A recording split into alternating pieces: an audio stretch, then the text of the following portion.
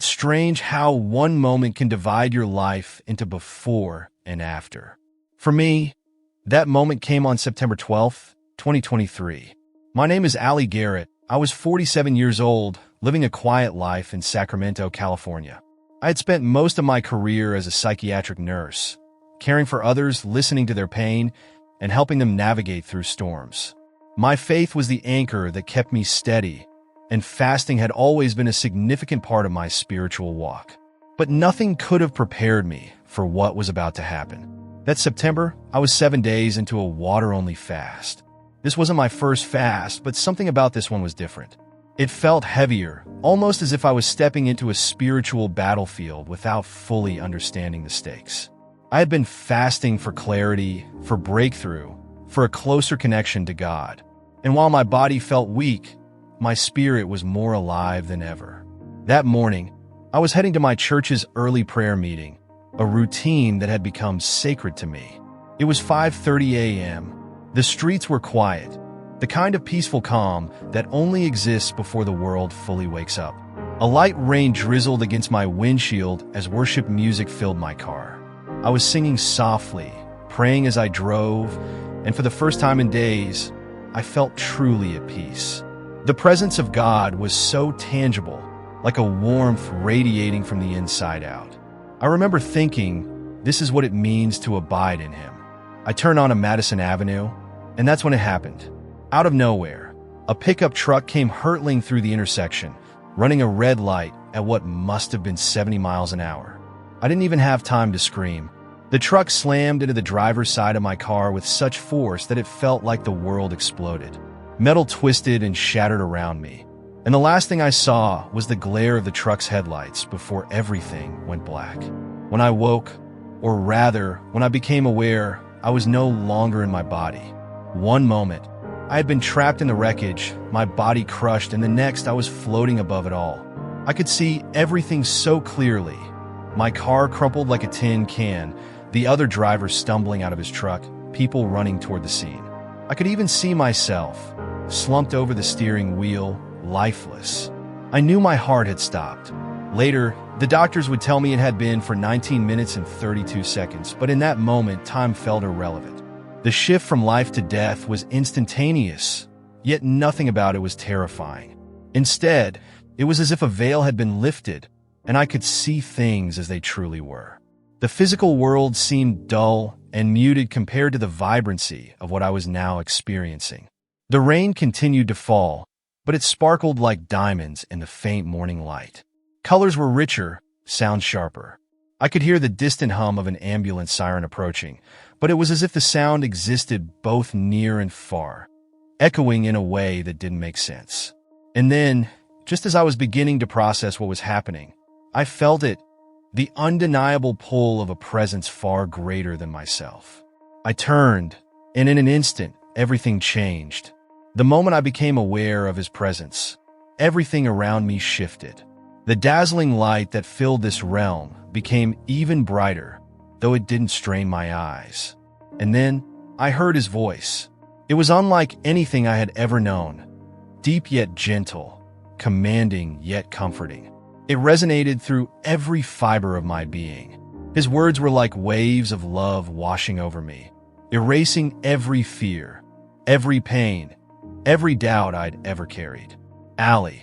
He spoke my name with such tenderness, yet there was a power in it that made my heart tremble. I have brought you here to show you what your eyes have not seen and what your ears have not heard. I turned to see Him. The sight of Jesus overwhelmed me in a way words can hardly capture. His face radiated a light so pure it made the brightest sun seem dim. His eyes, oh, His eyes, they weren't just looking at me. They were looking into me as though every part of my soul was laid bare before Him. And yet, instead of condemnation, all I felt was indescribable love. His hair shimmered like molten gold, and His robe seemed woven from threads of light. His hands bore the scars of the nails, and they were a vivid reminder of the sacrifice He had made. But what struck me most was the presence that emanated from Him. It was peace, holiness, and love so profound that I felt unworthy to stand before Him. yet unable to look away. He stepped closer, and with a single glance, every ounce of pain and fear I had carried vanished. His love was so overwhelming it felt like a physical force. It was a love that had seen every mistake I'd ever made and yet embraced me fully. "Allie," he said again, and his voice held the authority of the Creator and the gentleness of a shepherd. "What I am about to show you is the truth about fasting, its power, its purpose, and why so many of my children miss the fullness of what I desire for them through it." As he spoke, the realm around us transformed. The radiant colors of heaven, far beyond anything I had ever known, swirled and shifted. It was as if the very atmosphere was alive. Music surrounded us, a melody that seemed to come from everywhere and nowhere at once. It wasn't just a sound. It was an experience, resonating in my spirit like the most beautiful worship I had ever heard. The light grew even brighter, and suddenly, I saw golden threads of light stretching from earth to heaven. These threads were unlike anything I could have imagined. They were radiant and pulsating with life. Jesus gestured toward them, and I realized what I was seeing. "These threads," he said, "are created by the prayers and fasting of my people. They are spiritual pathways through which my power and presence flow." I stared in awe, watching as more threads appeared with each prayer and fast. But then, I saw something else, a dark, heavy blanket covering the earth. It was thick, oppressive, and suffocating, like a barrier trying to block the light from reaching the world. "When my children fast with a pure heart," Jesus explained, "seeking me and my kingdom, their fasting creates openings in this blanket. Through these openings, the light and power of heaven pour down more freely." I could hardly believe what I was seeing. Each thread of light was like a lifeline, piercing through the darkness and bringing hope and power to those below. It was breathtaking and humbling. Jesus looked at me, his eyes filled with both sorrow and hope. "So many of my children do not grasp the power they can access through fasting," he said. "They see it as a ritual or a burden, but it is so much more. It is a partnership with heaven, a means of breaking through spiritual barriers that would otherwise remain unbroken." Then he showed me something that took my breath away. It was my own fast, the one I had been on when the accident happened. I saw how each day of my fasting had strengthened and cleared a channel between heaven and earth. My prayers during that fast carried a weight and authority that I had never imagined. They shattered spiritual barriers, tore down strongholds, and allowed God's power to flow into situations I had been praying for. Tears filled my eyes as I realized the significance of what I had been doing. I had always fasted out of obedience and devotion, but I had never fully understood the impact it had in the spiritual realm. Jesus showed me how each moment of sacrifice, every hunger pang I had endured, had been used to accomplish things in the spiritual realm that I couldn't have achieved in years of ordinary prayer. Then, the scene shifted again, and I found myself standing in a place that felt timeless. Jesus took me back through history, and I witnessed incredible moments where fasting had changed the course of events. I saw Moses during his 40-day fast on Mount Sinai. His fasting had created a sacred space where God's glory could descend, making it possible for him to receive the 10 Commandments. I saw Daniel in the midst of his fast, his prayers pushing back dark spiritual forces over entire regions. His devotion had allowed heavenly breakthroughs that impacted entire nations. As I watched these scenes, I was overwhelmed by the power and significance of fasting. It wasn't just an act of obedience. It was a divine partnership with God, a way of bringing heaven to earth. Jesus' hand rested gently on my shoulder as he spoke, and the love in his voice made every word feel like a balm to my soul. "Allie," he said, "I want you to see how your obedience and the obedience of others who have fasted has shifted the course of history." Before I could respond, the radiant light around us seemed to ripple, and countless images began to unfold before my eyes. I saw faces of men and women I did not recognize. Their clothing, their surroundings, and even the time periods they lived in were unfamiliar. Yet, Jesus revealed their stories to me as if I had always known them. "These," he explained, are the hidden ones, unknown to the world. Their fasting shifted spiritual atmospheres and influenced events they never realized during their lifetimes. Kingdoms were preserved, souls were saved, nations were redirected because of their faithfulness. I watched in awe as he showed me a young woman kneeling in prayer, her frail body trembling from days of fasting. Her intercession seemed insignificant to her, yet I saw how her prayers pierced the darkness and shattered chains over her family. In another vision, I saw an elderly man, his voice weak but steady as he prayed during his fast. His prayers were like a shield, protecting a city from spiritual attack. And still, there were countless others, unknown believers whose sacrifices had eternal consequences. Then, Jesus' tone shifted. It became more urgent, though no less loving. Allie, my church is entering a season where understanding the power of fasting will be critical. The battles ahead cannot be won with prayer alone. Fasting must return to its rightful place among my people. His words resonated deeply, filling me with both awe and a sense of responsibility. The scene changed once more. Now, I saw what looked like vast spiritual reservoirs, glowing, radiant pools of light suspended in the heavenly realm. Jesus gestured toward them, and I instinctively understood their significance. When my children embrace a lifestyle of regular fasting, he said, they build these reserves. These are stores of strength, endurance, and spiritual power that sustain them during seasons of trial.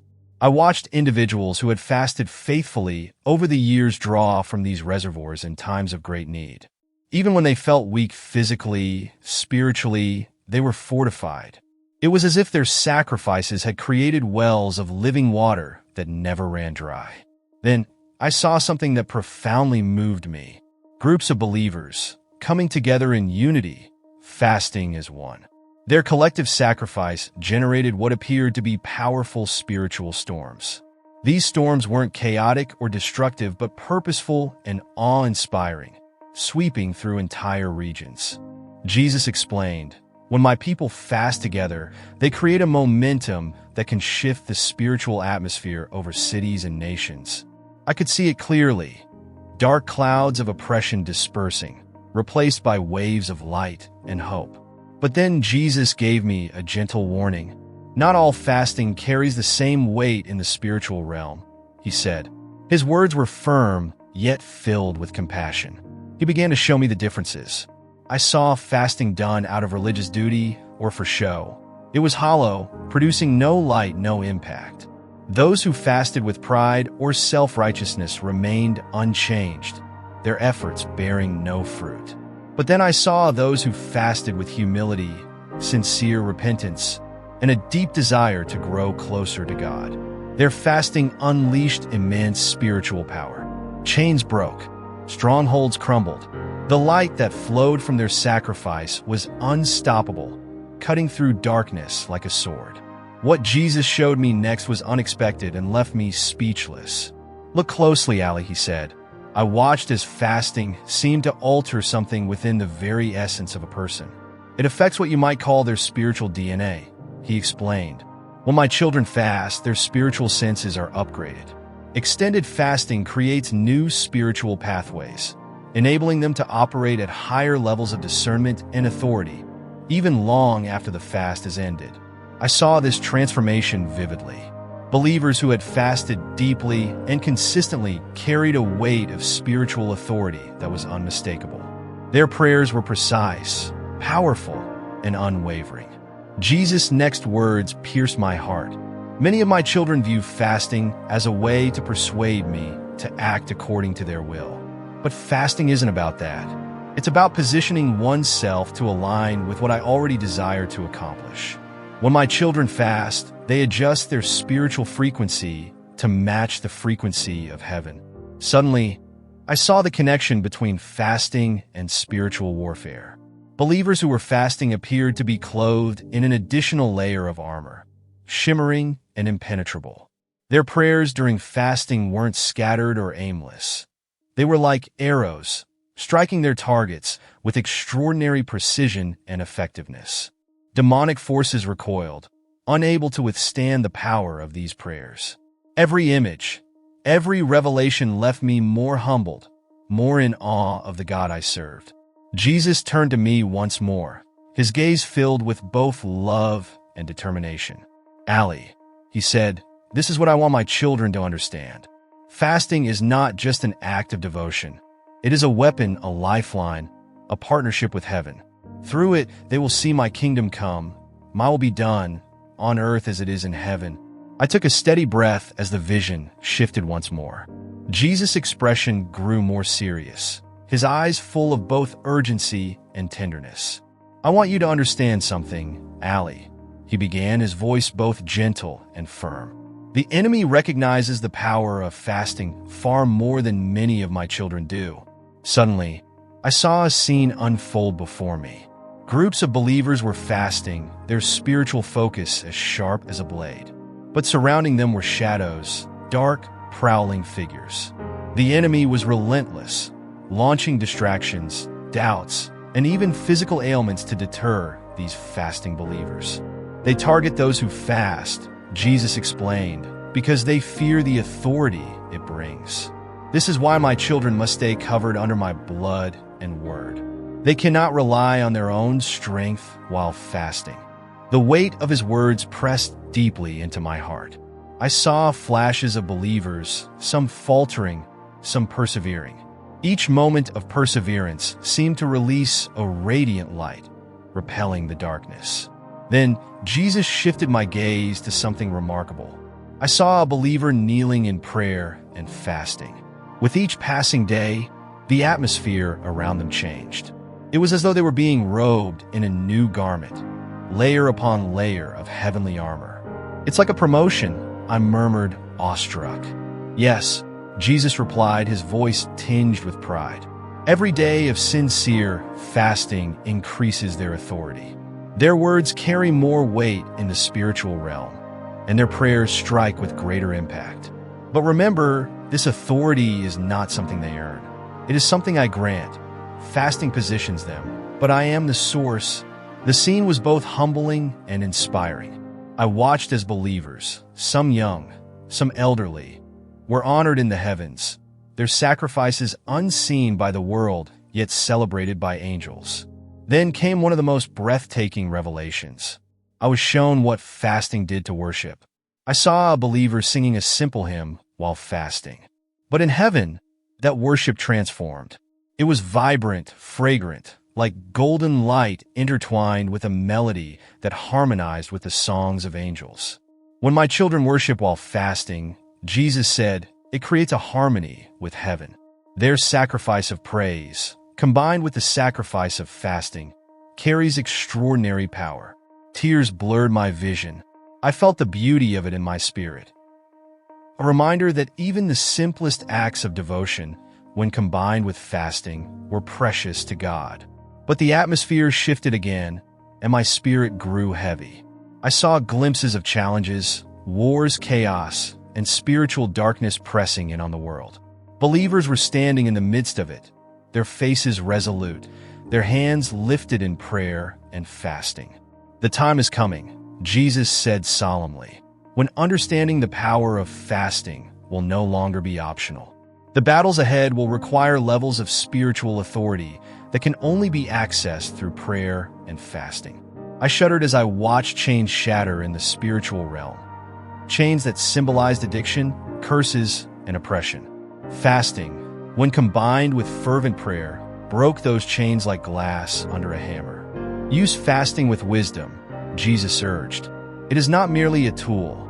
It is a weapon, but it must be wielded with understanding and humility." Then the vision shifted one final time. I saw Jesus in his role as intercessor, standing before the throne of God. Around him, lights shimmered, each one representing a believer fasting and praying on earth. "When my children fast," Jesus said, "they join me in my ministry of intercession. They align themselves with my purposes, willingly denying themselves for the sake of others. This partnership brings me joy." My heart swelled. I saw how every act of fasting, no matter how small, resonated in the heavens. It wasn't about persuading God to act. It was about aligning with His will. As I stood before Jesus, His gaze penetrated the deepest parts of my heart. His voice, both tender and commanding, resounded with a truth that shook me to my core. "Allie," He said, "when my children fast with pure hearts, it moves my heart. Not because they earn my love, for my love is already theirs completely, but because they join me in a deeper partnership for my kingdom purposes." His words unlocked an understanding I had never considered before. Fasting wasn't about sacrifice for its own sake. It was an invitation to align with His heart, to partner in His divine plans. Each fast, He explained, opened the door to greater intimacy with Him, a deeper connection that transcended earthly understanding. Then, Jesus revealed something extraordinary. He showed me how fasting affects spiritual inheritance. It was like clearing away centuries-old debris from ancient wells. As the debris was removed, pure, life-giving water burst forth, restoring access to spiritual blessings that had been blocked for generations. He said, "Many of my children fast without realizing they are uncovering wells of blessings, not just for themselves, but for their families and communities." I saw this happen before my eyes in the vision. Streams of light poured from these wells, touching lives in ways that were beyond human comprehension. Jesus continued, "Fasting isn't just for now. It creates bridges, pathways for my power to move and flow. These bridges often remain long after the fast is completed, connecting different aspects of my purposes." The weight of His words was profound. I realized that the impact of fasting often extends far beyond what we can see in the natural realm. "Allie," Jesus said, "the greatest fruits of fasting are often hidden, revealed only in eternity. What you think is small in this life might carry eternal significance." Suddenly, the vision shifted, and I saw how fasting was intricately tied to spiritual timing. Jesus showed me believers fasting preemptively, preparing for challenges they couldn't yet see. He explained, "In the days to come, my children will need to fast, not just in response to crises, but in anticipation of what I see ahead. This is how they will be spiritually equipped for battles they cannot yet perceive." His words carried a sense of urgency. "Fasting," He said, "builds spiritual strength in advance. It equips my people to discern the Holy Spirit's voice with clarity. Those who practice fasting regularly will develop a heightened sensitivity to my guidance, which will be crucial in the days ahead." Every word He spoke was filled with love and purpose. Jesus then revealed the deeper essence of fasting. It strengthens our intimacy with Him. "When my children fast," He said, "they make room in their souls for more of my presence. They empty themselves so I can fill them to overflowing." As the vision neared its conclusion, Jesus shared one final, sobering revelation. "Allie," He said, "we are entering a season where understanding the true power of fasting will be critical. I am calling my people back to the practice of biblical fasting, for the time is short. They must grasp these truths." His words echoed in my spirit as I saw a glimpse of the trials to come. Fasting, He explained, would be a lifeline, a divine tool for spiritual warfare, preparation, and intimacy. "Tell them, Allie," Jesus said, His eyes filled with love and urgency. "Tell my people that I am calling them back to biblical fasting." Just before the vision began to fade, I felt a sudden stillness in the realm. Jesus turned to me, His eyes filled with compassion that seemed to penetrate every corner of my soul. The love radiating from Him was overwhelming, as if all the pain, doubt, and fear I had carried for years melted away in His presence. His voice, tender yet firm, echoed in my spirit. "Allie," He said, "the power isn't in the act of fasting itself. The power is in me. Never forget that." I wanted to stay, to linger in this place where everything felt pure and whole. But I felt a gentle pull, a sensation like being carried on a soft current. The brilliance of His presence began to dim, and I realized I was being drawn back to my body. I opened my eyes to fluorescent lights and the faint beeping of a heart monitor. The sharp contrast between the heavenly realm and the stark hospital room was jarring. My body felt heavy, every limb ached, but my heart was ablaze. A nurse leaned over me, her face a mixture of relief and surprise. "You're awake," she said, her voice trembling. We weren't sure if he'd make it.